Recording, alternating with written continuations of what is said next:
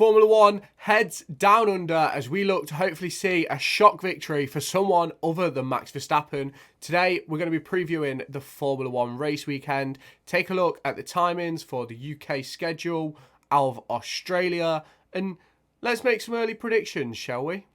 So we are back to normal surface, resumed with the Friday practice, Saturday practice and qualifying, and the race on Sunday.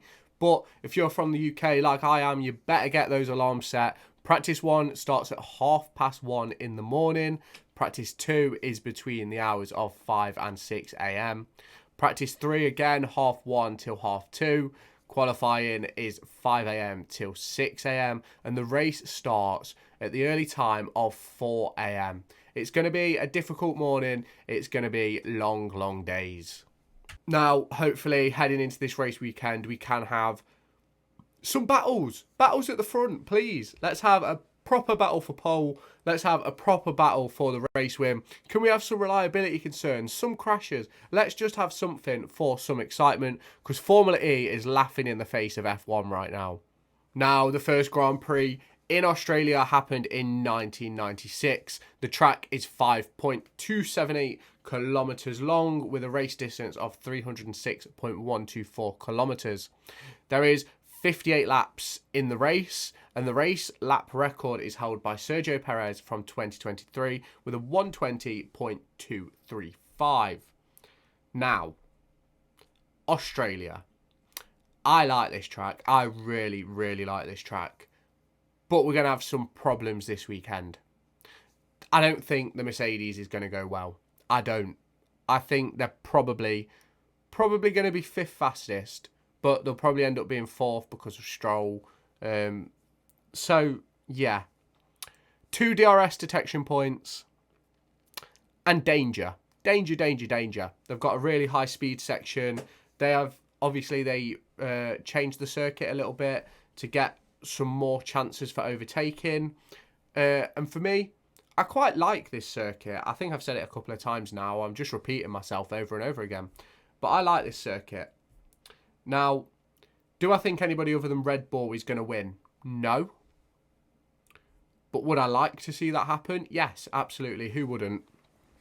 Let me know your thoughts down in the comments. What do you think? Is it going to be a Max whitewash again? Because that's what I'm expecting. But it'd be nice to see a Ferrari, a McLaren, a Mercedes, even an Aston Martin up there challenging Max. It would just be nice to see some pace, some problems for Red Bull, something on the track, not off track, because we've had enough of off track talk, and I really just want to talk about racing. I want to see the teams bringing upgrades. I want to see teams battling for wins. Australia is an opportunity to do that. It's a chance for the idea that the season is going to be a whitewash to be changed.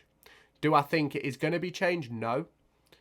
But it would be nice to have a surprise, wouldn't it? I think everybody would like a surprise. Obviously, we've got Formula 2. That's also in Australia. They have, obviously, their free practice, qualifying, and then the sprint and feature race. That's going to be interesting. I'm actually quite interested to watch these new Formula 2 cars around Australia. It's going to be really interesting to see if Prema can keep up their form. Obviously, Ollie Behrman put it on pole before being called up to Ferrari. I think Kimi Antonelli had a really good race at Jeddah. Obviously, not identical circuits, but there's some high-speed sections in Australia which are kind of similar. They're not similar, but they're kind of similar. So, and then obviously this is the last race in Formula 2 until Imola, which isn't until May. So, it's a big chance to put down a marker, especially someone like Zane Maloney, who's done really well so far. He can set down a marker into this Easter, essentially, break before they come back at Imola. So, that'll be good to see what happens with them. You've also got the Formula 3, which is happening at Melbourne. That will obviously be before Formula 2. This is their last race before Imola. It's only their second round of the season. So It's going to be interesting. Interesting to watch this weekend, to try and keep up to date with everything that's going on, especially with it being such an early time over here in the UK. It's going to be hard to watch everything and get enough sleep. That's going to be a problem, but hopefully we'll just cruise through. Get some energy drinks down us or something, but stay away from caffeine. Caffeine's not good for you. So maybe not energy drinks. We'll try and find something else. But yeah, so there's F2, F1, F3. F1 Academy isn't on track this weekend. I believe they're back in Miami, which is Formula One's first sprint weekend, I believe. Or is China? Might be China. So that is the Australian GP and the preview. Now, obviously, if you've been watching my review videos, you'll know that I've been doing a, a power rankings. So, do you want to see my power rankings from Jeddah? I'm going to show you anyway. You don't really have much choice. So, here are my power rankings from Jeddah. Now, obviously, some people are going to kick off. Maybe in the comments, maybe over on Twitter, maybe they'll DM me. Because I've been getting DMs recently telling me all sorts. Not a great place. But, look, as you can see, obviously based on qualifying in the race, and I know Ollie Behrman got beat by his teammate, but stepping up from F2, having an hour of practice, where he probably only really spent 40 minutes, maybe half an hour on the track, and to finish how he finished, race how he raced, I thought he was excellent. I thought Oscar Piastri did really well. Yuki Tsunoda outperformed his teammate again.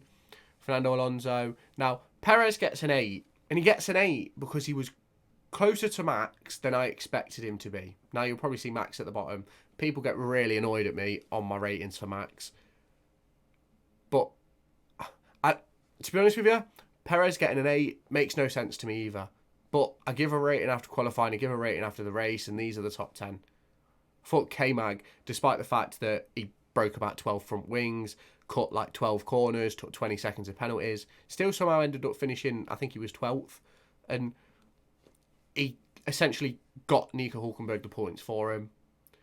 I personally don't understand how Max ever gets higher than an 8.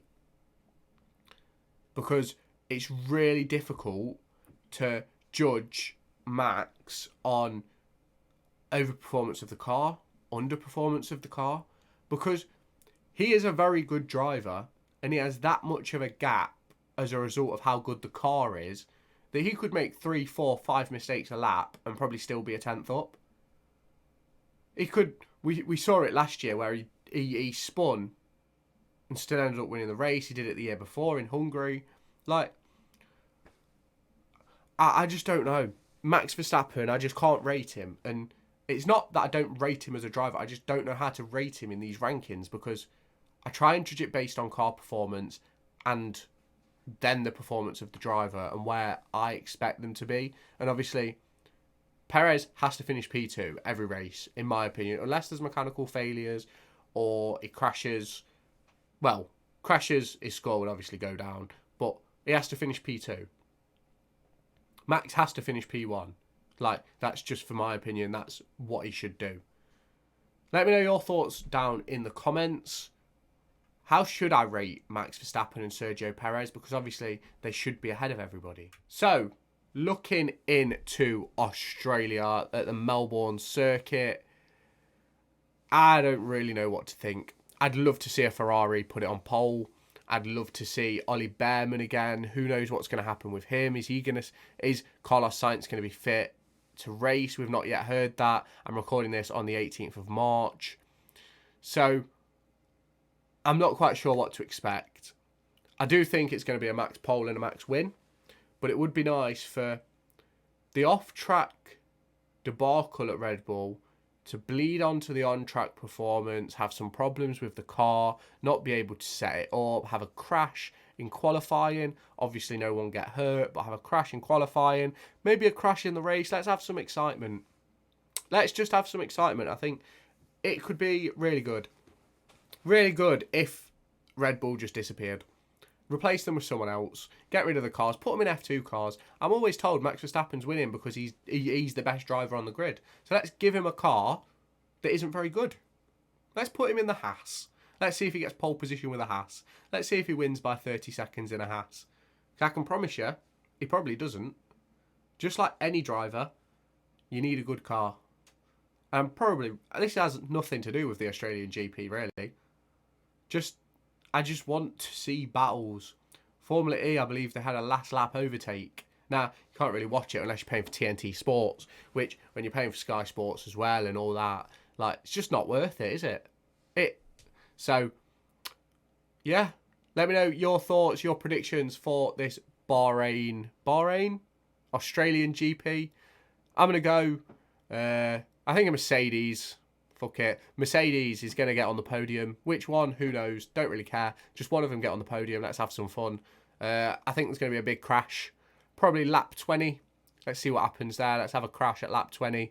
Probably back markers. Have a bit of a safety car. Maybe even a red flag. We had a couple of those last year. So that'd be exciting.